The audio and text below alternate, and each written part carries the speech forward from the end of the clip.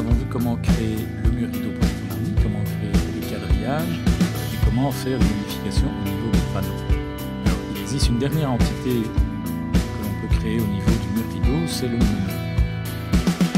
Le meneau sera utilisé surtout dans des murs rideaux relativement simples, notamment par exemple pour aller customiser dans un projet. Par contre, il a certaines limitations qui font qu'au niveau d'une modélisation un peu plus poussée, on n'utilisera pas le poids plus tard. Mais donc, pour aller rapidement vers un rendu correct pour un avant-projet, par exemple, pour faire un châssis rapide avec un mur rideau, on va utiliser les meneaux. Alors, pour ce faire, je vais d'abord commencer par remodifier tous les panneaux ici. Je vais tous les mettre en panneaux pleins ou panneaux vides. Alors, une méthode de sélection ici, comme on a vu que je n'arrivais pas à sélectionner le panneau autrement qu'en tabulation, je n'ai pas envie ici de sélectionner panneau par panneau, je vais être un peu fastidieux. J'ai la possibilité, quand je réalise une sélection dans Flip, de réaliser des filtres. Donc si je fais une sélection à travers tout, je vois que j'ai, ici en dessous, il me dit que j'ai 43 éléments sélectionnés. Je vais pouvoir filtrer ces éléments. Et donc il va me donner à ce moment-là, dans cette fenêtre, toutes les catégories d'éléments qui sont sélectionnés avec leur nom. Donc je peux à ce moment-là simplement décocher les murs et les quadrillages pour ne garder que les panneaux murs. Et à ce moment-là, j'ai la possibilité ici de venir me dire, moi je voudrais utiliser les panneaux système filtrés. Et il va remettre les panneaux partout à travers toute la sélection. Voilà. Alors, les meneaux, comment cela se présente? Je retourne dans le ruban architecture et j'ai ici l'entité meneau. Le meneau, c'est quoi? C'est un élément qui va réaliser en fait une espèce de châssis qui va se positionner sur le quadrillage à la séparation entre les panneaux. Quand je clique sur menu, de nouveau, le niveau de référence. Par contre, au niveau du type, j'ai deux meneaux rectangulaires qui sont ici. J'ai également des menus circulaires, des menus d'angle, etc. Je vais principalement voir le menu rectangulaire. Comment celui-ci se présente-t-il? J'ai un angle et un décalage, et j'ai effectivement, je vois que le type c'est 50 par 150 mm et j'ai bien une épaisseur de 15 et des largeurs de côté 1 et 2 de 2,5, 2,5.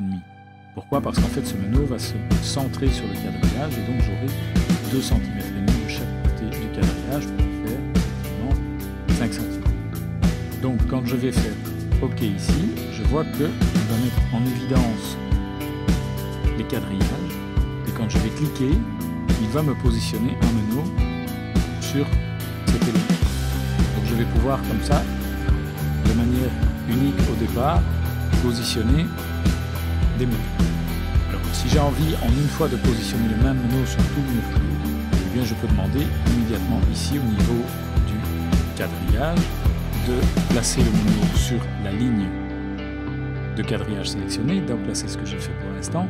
Quand je sélectionne une ligne comme ça, il regarde où est présent le quadrillage dans toute la longueur du mur rideau et il positionne le menu. Si je demande uniquement le segment, il va positionner le menu uniquement sur la ligne que je sélectionne. Et si je demande toutes les lignes de quadrillage, eh bien je vais sélectionner en fait le mur rideau et il va appliquer le menu partout. Voilà.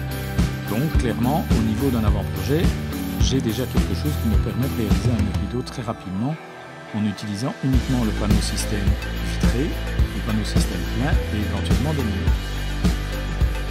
Alors, j'ai donc à ma disposition plusieurs types de menus, donc je vais annuler ceci et donc par exemple je pourrais demander de créer des menus en utilisant cette fois-ci non plus de rectangle 50-50, 50-150 mais le carré 30 mm. Si je fais ça, je vais avoir ceci. Donc je réalise un autre type de menu sur les quadrillages sélectionnés. Alors, je vais avoir la possibilité de gérer la manière dont Revit réalise l'intersection. On voit ici, donc si par exemple je peux mettre un menu de 50-150 sur la partie inférieure, voilà, je vois par exemple ici que le menu vertical ici est prioritaire et que c'est le menu horizontal qui est découpé à chaque verticale. Ça, je peux modifier. Donc pour faire ça, je vais en fait sélectionner le menu et quand je sélectionne le menu, je vois que j'ai deux petits symboles qui apparaissent, un en dessous, un au-dessus. Si je sélectionne un menu horizontal, ce sera un à droite et ici pas forcément puisque je n'ai pas de menu. Donc si je sélectionne par exemple celui-ci, j'aurai un symbole à droite et un symbole à gauche.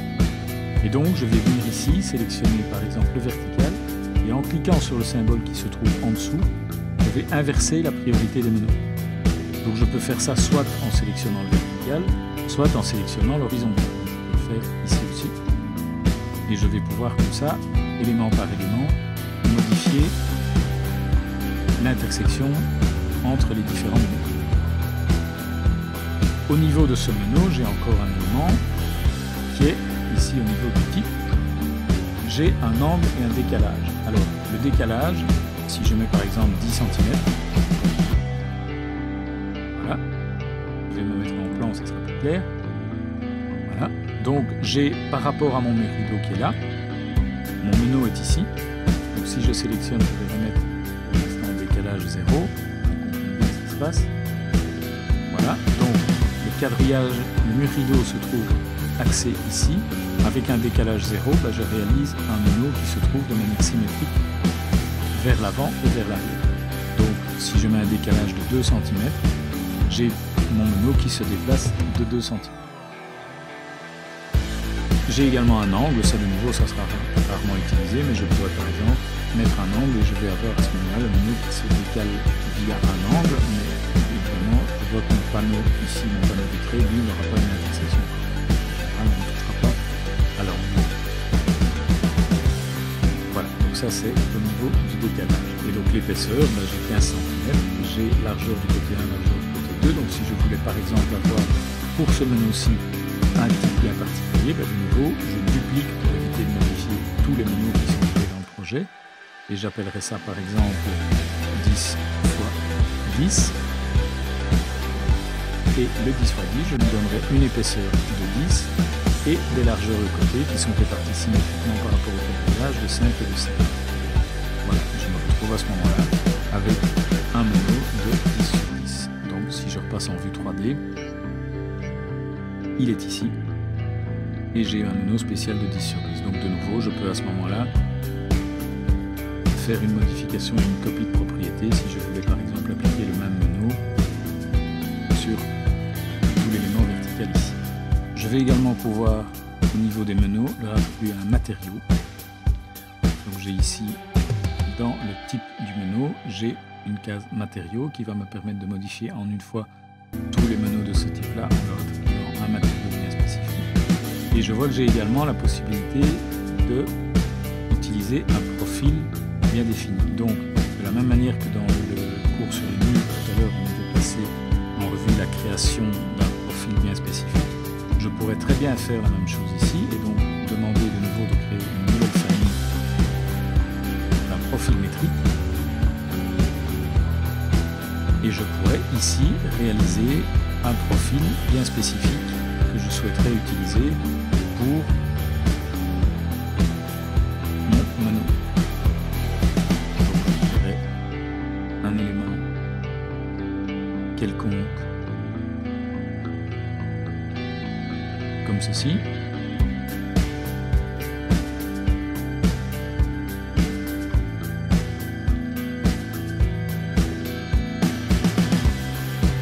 Je vais le sauver dans mon répertoire ici. Je vais appeler ça menu type. Et au moment où je le charge dans le projet, je vais pouvoir maintenant, en me mettant par exemple en vue 3D, sélectionner ce menu-ci. Et donc si j'en modifie le type, tous les menus qui sont ici vont être modifiés. Et je vais prendre ici menu type. OK. Et j'ai la modification complète de mon menu à travers tout le projet.